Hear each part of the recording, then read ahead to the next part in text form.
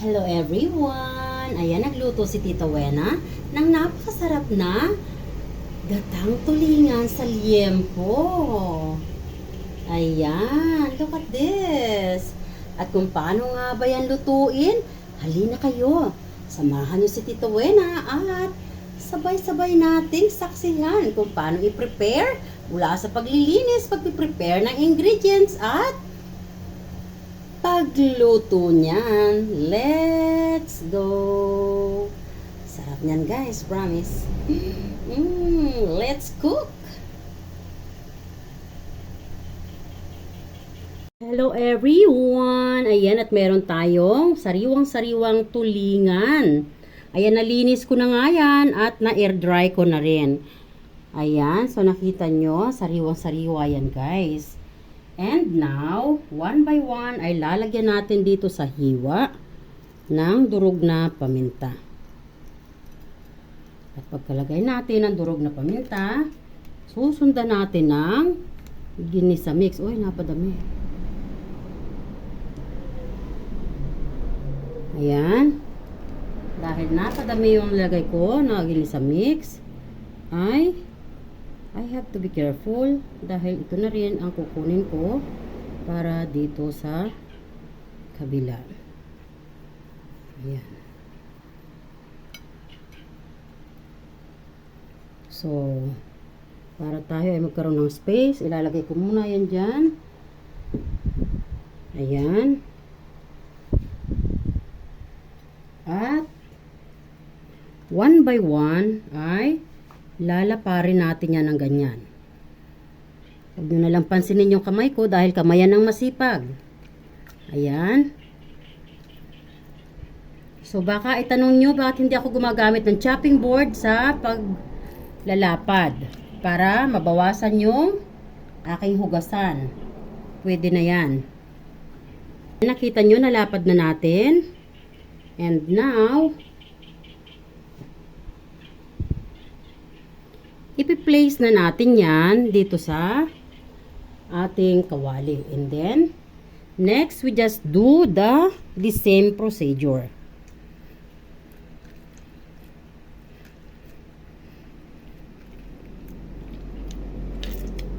Ayan. Ayan. So, lapad na, no? We have to do it one by one. Actually, sa palengke, gusto na nilang laparin ito. Pero nakita ko yung kanilang sangkalan ay nilalangaw. Pagdating sa mga ganyan guys, napaka-sensitive ko kasi meron akong bata na kasama. At medyo masilan yung tummy niya. At ganoon din ako. No? So, hindi naman niya huhugasan yung sangkalan. Basta na lang niya doon lalaparin. So, naisip ko baka may mga uod. Baka pumasok sa loob ng isda. So, kaya sabi ko ako na lang po ang maglalapad. So, ayan guys. Nakita nyo? And then, one by one ay i-arrange lang natin yan dyan. So, nakita nyo? We'll arrange, no? Now, ay lalagyan natin yan ng bawang. So, spread lang natin yung bawang sa lahat ng isda. Pagkatapos ng bawang, sibuyas. So, ito guys ay sinaing muna ha. Ito ay gagata natin. So, isasaing muna natin siya. Sinaing na paksiw. Bago natin gagatan. And then, luya. Luya na maninipis lang yung pagkahiwa na ganyan.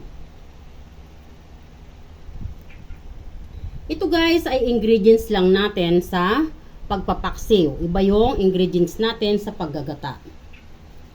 Ayan. And then, pagkatapos, ay lalagyan na natin ng suka. Para hindi ma-rinse out yung ingredients na nilagay natin sa katawan ng isda, dito na lang tayo maglagay ng suka sa may uluhan.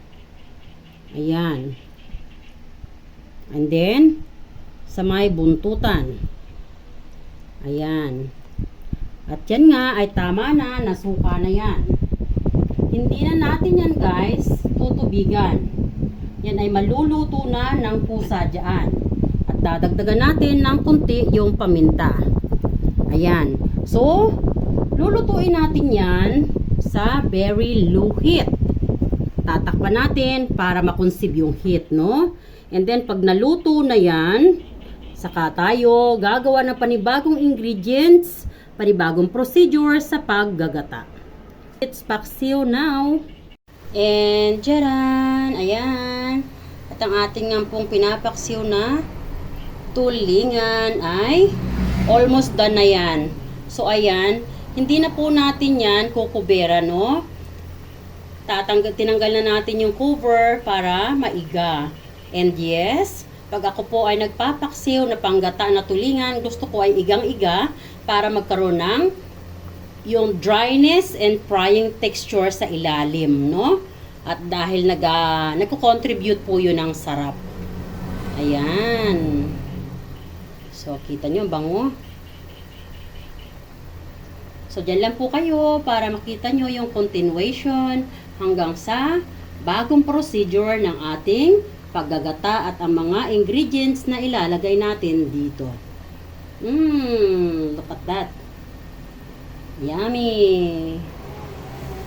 Delicious. See you later.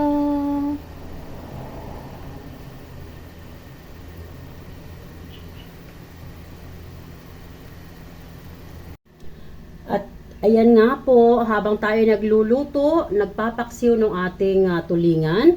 Meron ako ditong minarinate na liempo na hiniwa-hiwa na ng maliliit. At kung napapansin nyo, nasa strainer pa po yan, no? So, ibig sabihin, talagang in-air dry natin para dry na dry siya. And now, ilalagay na po yan natin dito sa ating frying pan. At bubuksan lang natin yan ng very, very low heat. Walang tubig, walang oil, no? So, lutuin natin siya sa sariling fluid. At pag lumabas na nga yung sariling fluid niya, at na-dry na yon, automatically ay lalabas na yung sarili niyang oil. At yung sarili niyang oil mamaya, doon natin gigisahin yung mga ingredients ng ipanggagata natin. So, now, buksan na natin ang ating fire or ating gas stove. So, ayan po yung ating, ay, ang lakas naman ng putok ng, ating pork. Ayan. So, nagmamantika na po siya. So, ganyan ko po niluluto yung pork na panglagay sa gatang tulingan. Ayan. At natapos na rin na ipaksiw. Ayan, nakita nyo, super dry ang pagkapaksiw natin. So, talagang yung procedure na yan ay walang-walang langsa.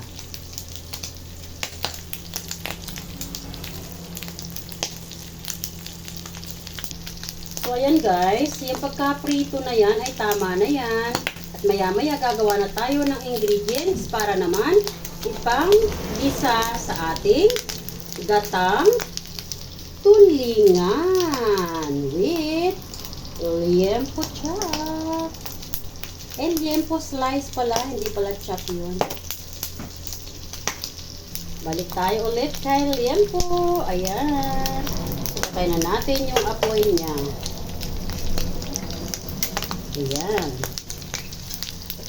At maya-maya lang ng konti ay hold down lang muna natin para ma-stop yung putok-putok niya. Kasi baka tumalsik sa akin. It will take time para mag-heal, no? So, ayan guys.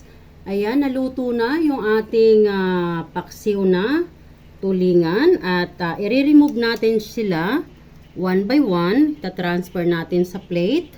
At tayo ay mag-a-arrange ng ating ingredients sa gata. Ayan. So, ilagay lang natin one by one sa plate. Yan. At dito nga sa ating pinagpaksiwan,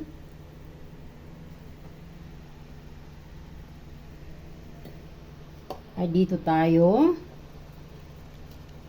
mag-a-arrange ng pichay. Yan.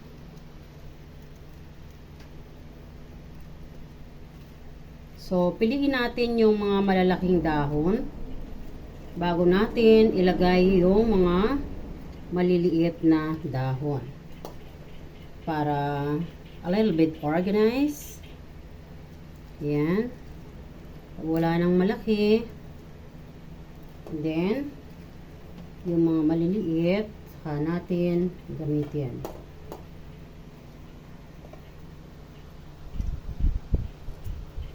So ayan. Now, if you can see, na-arrange na natin yung ating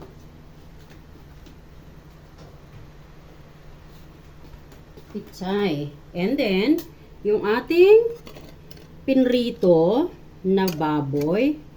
Ayan, yung ating liempo slice. Kita nyo?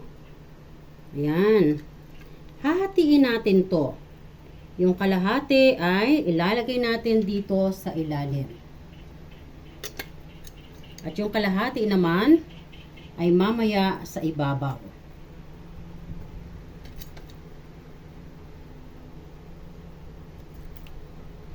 Ayan.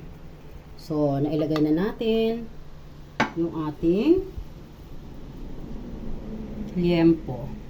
And then, now, ibabalik natin one by one yung ating tulingan na ating sinaing.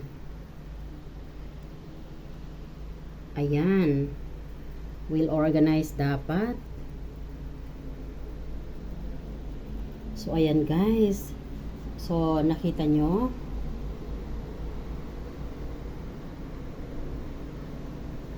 So, ayan siya. And then, now, ay ilalagay naman natin sa ibabaw itong maliliit na dahon. Ayan.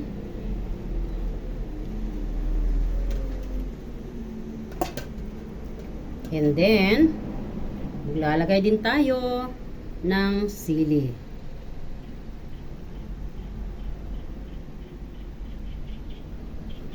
Pagkalagay nga natin ng sili,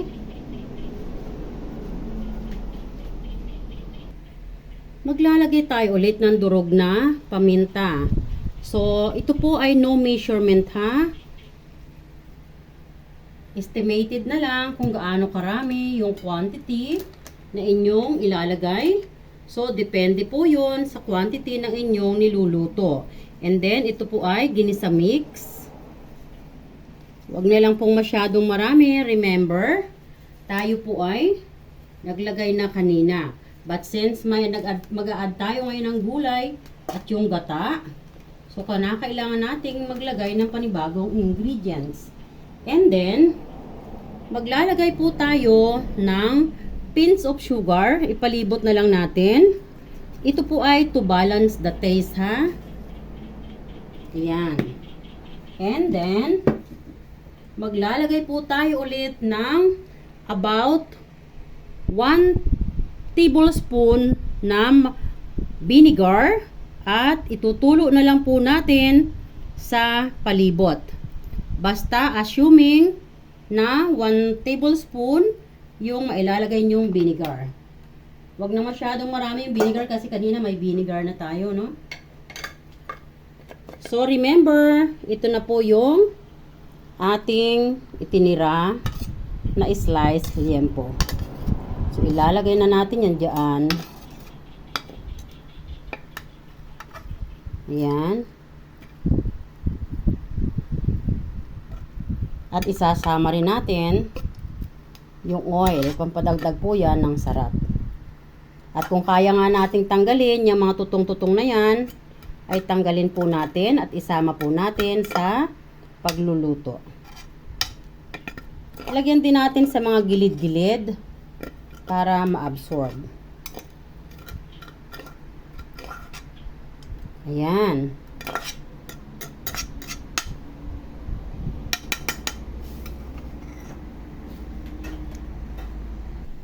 So guys, sa gata na ating gagamitin, gagamit tayo ng 600 ml. So ang gagamitin nga natin ay Kukumama. Masarap po ito na gamitin sa gata, no? At kung kaya nyo naman magkayod, so syempre kayod na lang. Pero ako, tinatamad ako magkayod. So, ito po ay 400 ml. Ayan. Palibot na lang natin, oh. So, make it sure na matutuluan yung bawat kabuunan ng isda. Hanggang sa ulo.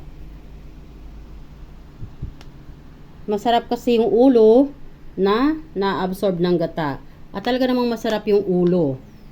Baka iba yung ulo na iniisip mo. Ulo ng tulingan ang pinag-uusapan natin. O ayan, squeeze natin. Sayang. Marami pa yan sa loob. Ayan. So, nailagay na natin yung 400 ml. At ilalagay naman natin itong 200 ml. So, isang malaki at isang maliit ang ating ilalagay. Ayan. Palibot lang ulit. And once again, lulutuin lang po natin ito sa pinakang mahinang apoy. Sa very, very low heat. Ayan. Pati yung mga gulay, tuluan natin.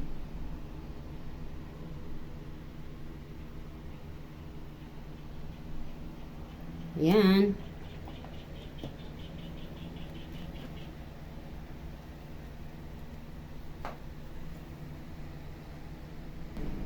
Bigla kong naisipan na maglagay ng siling labuyo.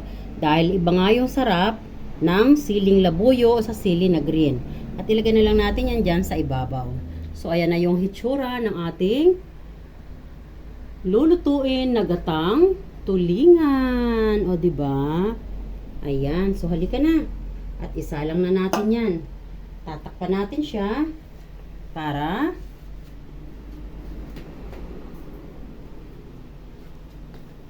maluto siyang mabuti. Ayan.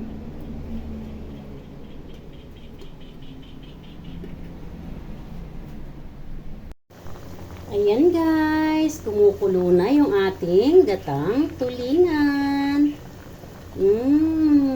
Tingnan nyo naman. Wow. Sarap, diba? Yummy, yummy.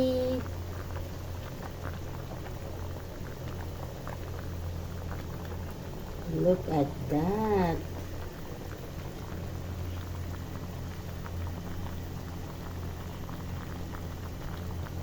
Ayan. Sarap guys. Ganyan din ba kayo magluto ng gatang tulingan? So ayan, share nyo naman kay Tita Wena kung paano kayo magluto ng gatang tulingan. Comment down below. Ayan, siya nga pala. Yang luto na yan ng gatang tulingan ay namana ko pa yan sa aking lola. Na-transfer sa mama ko, na-transfer sa ate ko, at na-transfer naman sa akin. Ayan, sarap niyan. Ayan.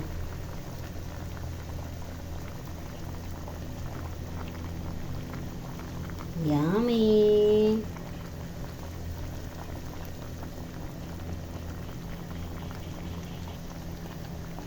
Ayan, so mag-scoop tayo ng sabaw na galing sa ilalim.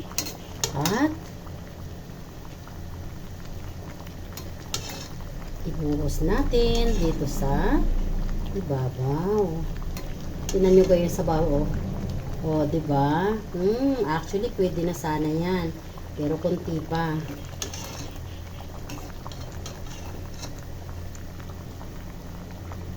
Delicious.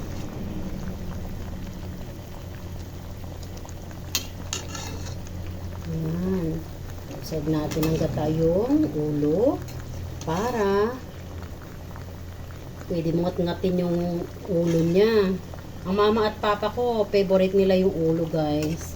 Inangat-ngat talaga nila yan.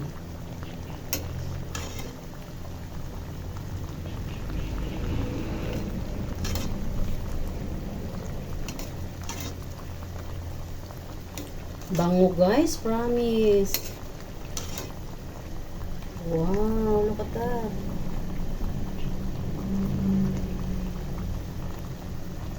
Ay, sarap.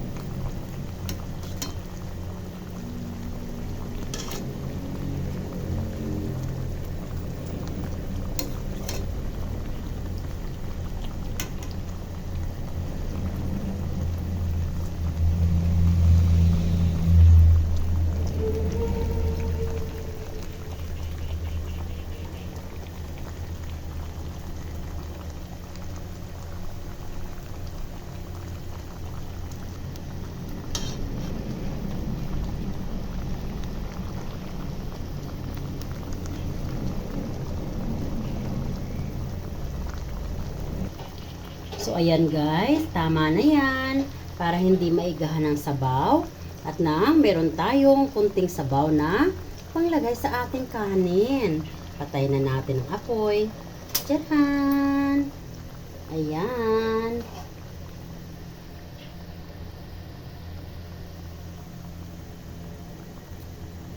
Sarap guys, look at that.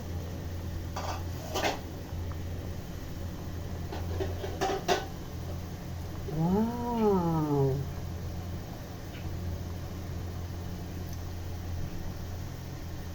So yan ang ating ginatang tulingan sa liempo. Sarap.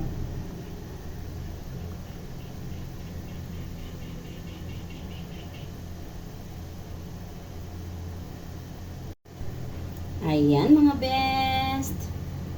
Gatang tulingan sa liempo naman tayo. Ayan. Sinaing na tulingan at ginataan. With liempo fry. Ayan. Kita nyo yung ating liempo? Look at that. At sa ilalim niyan ay mayroon ding sliced liempo. Ganyan din. Ayan, hinati natin yung quantity ng liempo sa ilalim at sa ibabaw. Sarap. Look at that. Delicious. Ayan, mga best. Sarap. Ayan, kumain na ba kayo? At ang sili nga niyan, look at that. Talaga naman. Dahil nga, hindi masarap kumain pag walang sili. Ayan. Sarap. Sabi nga ng aking tita na nakakita ng luto ko na ito dati, sabi niya parang binaguungan daw ito. Parang binaguungang tulingan. But actually, gatang tulingan po yan. Yan, ang sarap niya. Delicious.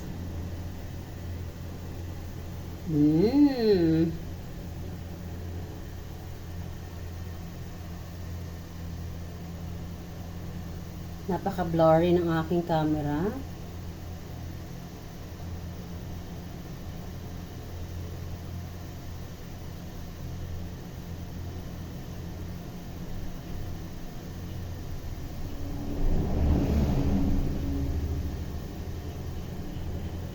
Thanks for watching.